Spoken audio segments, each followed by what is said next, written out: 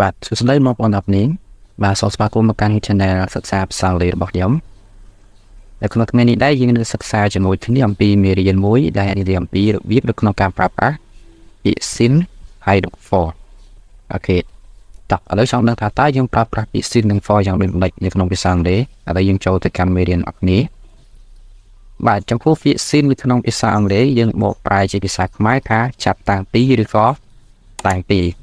ហើយយើងប្រើប្រាស់ពាក្យ sin នេះគឺដើម្បី give the specific starting point in the past បាទអញ្ចឹងការប្រើប្រាស់ពាក្យ sin នេះគឺយើងប្រើប្រាស់ពាក្យនេះដើម្បីផ្ដល់នៅចំណុចចាប់ផ្ដើមជាលក្ខនៅក្នុងអតីតកាល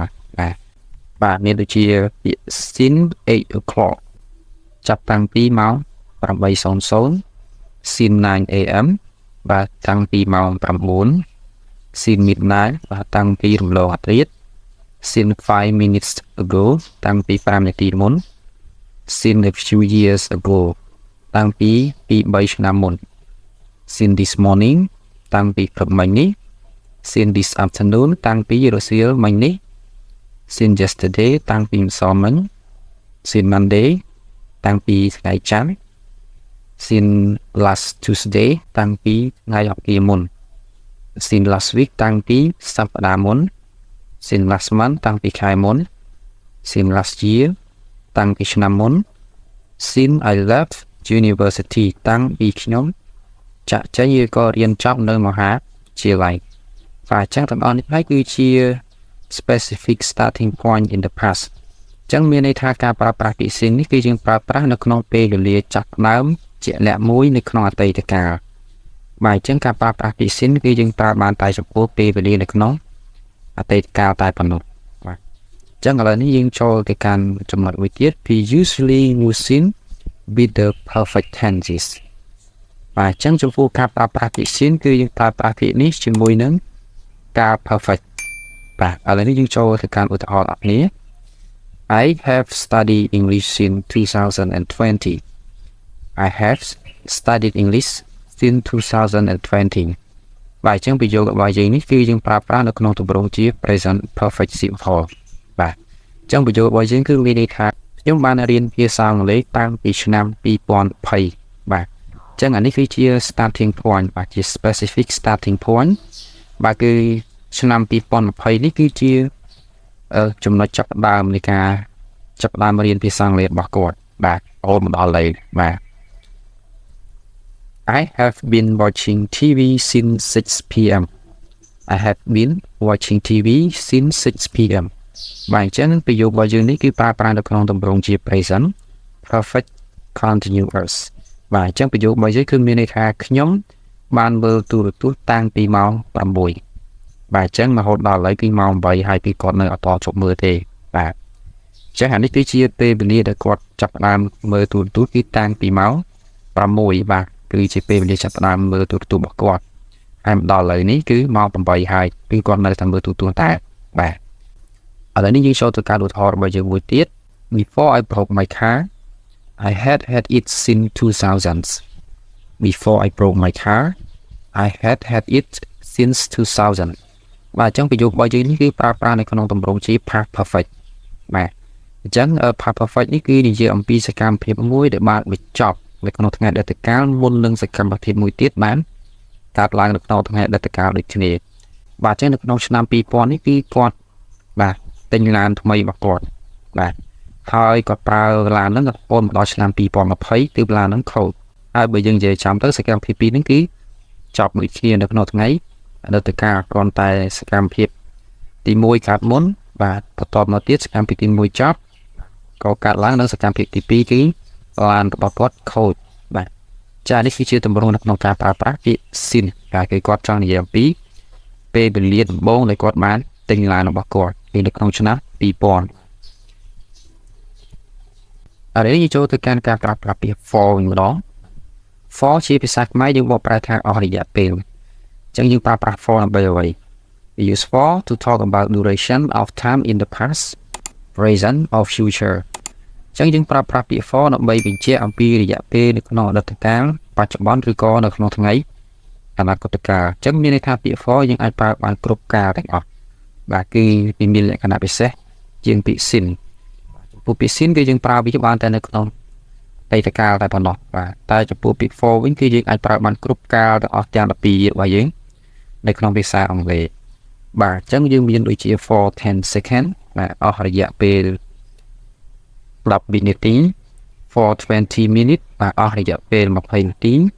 for half an hours អស់រយៈពេលកន្លះម៉ោង for 3 hours អស់រយៈពេល3ម៉ោង for a week អស់រយៈពេល1សប្តាហ៍ for 3 weeks អស់រយៈពេល3សប្តាហ៍ for 2 months អស់រយៈពេល2ខែ for 5 years អស់រយៈពេល5ឆ្នាំ for a century អស់រយៈពេល1សតវត្ស for a decade អស់រយៈពេល1ទសវត្សរ៍អញ្ចឹងការប្រើប្រាស់ពាក្យ for នេះគឺយើងប្រើប្រាស់ដើម្បីនិយាយអំពីរយៈពេលដែលយើងគិតរាប់ចាប់ពីថ្ងៃចាប់ផ្ដើមរហូតដល់បច្ចុប្បន្នថាតើសកម្មភាពមួយបានកើតឡើងប្រើប្រាស់រយៈពេលអស់ប្រមាណហើយបាទអញ្ចឹងនេះគឺជាទម្រង់នៅក្នុងការប្រើប្រាស់ពាក្យ for នៅក្នុងភាសាអង់គ្លេសបាទឥឡូវយើងចូលទៅការលើកឧទាហរណ៍អត់នេះបាទឥឡូវយើងមើលឧទាហរណ៍ដល់គ្នា number 1 he read for 2 hours every day បាទ he read for 2 hours every day អញ្ចឹងទម្រង់នេះគឺប្រើប្រាស់នៅក្នុងទម្រង់ជា present simple បាទជាភាសាខ្មែរយើងបកប្រែថាគាត់អានសៀវភៅអស់រយៈពេល2ម៉ោងជារៀងរាល់ថ្ងៃអញ្ចឹងមានន័យថារៀងរាល់ថ្ងៃគឺគាត់ត្រូវចំណាយពេល2ម៉ោងសម្រាប់អានសៀវភៅបាទឥឡូវយើងចូលទៅការឧទាហរណ៍ទី2 Today the students are reading for 30 minutes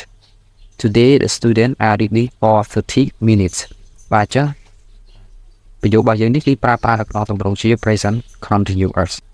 ដែលយើងបកប្រែជាភាសាខ្មែរថាថ្ងៃនេះសិស្សានុសិស្សគឺកំពុងអានសៀវភៅអស់រយៈពេល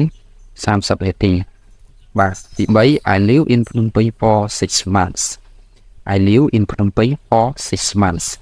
បាទអញ្ចឹងប្រយោគទី3របស់យើងនេះគឺប្រើប្រាស់នៅក្នុងកាល past simple ដែលមានន័យថាខ្ញុំបានរស់នៅក្នុងទីក្រុងភ្នំពេញអស់រយៈពេល6ខែបាទ Number 4 We will visit Angkor Wat for 2 weeks We will visit Angkor Wat for 2 weeks អញ្ចឹងកាលរបស់យើងនេះគឺប្រើប្រាស់នៅក្នុងទម្រង់ជា future simple ដែលមានន័យថាពួកយើងនឹងទៅលេងអង្គរវត្តអស់រយៈពេលឬក៏